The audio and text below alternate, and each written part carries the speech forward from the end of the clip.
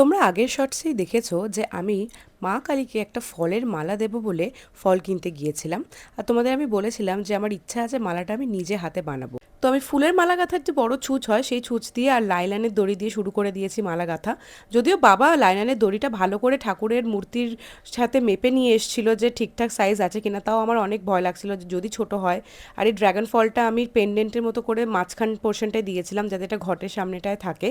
মালাটা গাঁথা কিন্তু প্রচণ্ড ডিফিকাল্ট ছিল। আমি প্রথমে ভাবিনি যে এতটা কষ্ট হবে। আমার হাতে ভীষণ ব্যথা করছিল, আমার বুড়ো আঙুলটা তো 3 দিন প্রায় ব্যথা ছিল।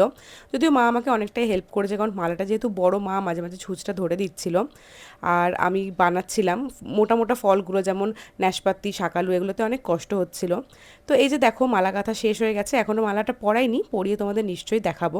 তার মাঝখানে একটা রিলেটিভের বাড়িতে নিমন্ত্রণ ছিল, সেখানে কালী পুজো ছিল, সেখানে আমি চলে গিয়েছিলাম। আর ইতিমধ্যে দেখো ঠাকুরকে মালাটা পরানো হয়ে গিয়েছে। একটু আধটু ভুল হয়েছে, কারণ ফল মানে মালাটার তুলনায় কিছু কিছু ফল লুজ হয়ে যাচ্ছিল, সেই কারণে নিচের দিকটা অনেক ফল জড়ো হয়ে গিয়েছিল। তারপরে ফলের মালাটা পরিয়ে এসে আমি শুরু করে দিলাম ঘরের পুজো। ঘরে ঠাকুরকে সুন্দর করে সাজিয়ে গুছিয়ে পুজো দিলাম। আগেই তোমাদের বলেছি যে এই সব কাজ আগে মায়ের ছিল, বাট এখন যেহেতু মায়ের শরীরটা খারাপ, মা একদমই ছাদে উঠতে পারে না, সেই কারণে এইগুলো সব আমাকে করতে হয়, কারণ ঠাকুর ঘরটা আমাদের সিঁড়িতে। আর ঠাকুর পুজো করতে আমার বেশ ভালোই লাগে, তাই জন্য এই দায়িত্বটাও আমি খুশি খুশিই নিয়ে নিয়েছি। আর এই মোমবাতিগুলো দেখো, আমি এগুলো ধানতেরাসের দিন কিনেছিলাম। আমি আগের দিনও এই মোমবাতিগুলো জ্বেলেছিলাম জলের মধ্যেই, ভীষণ সুন্দর দেখতে লাগছিল। আরও অনেকগুলো মোমবাতি ছিল, ভাবলাম রেখে দিয়ে কীভাবে, তাই সবগুলোই জ্বালিয়ে নিই। তারপর ঘরের পুজো টুজো করলাম, গিয়ে একটু রেস্ট নিলাম।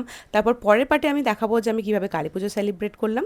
তো আজকের ভিডিও এতটাই, দেখা হচ্ছে পরের ভিডিওতে।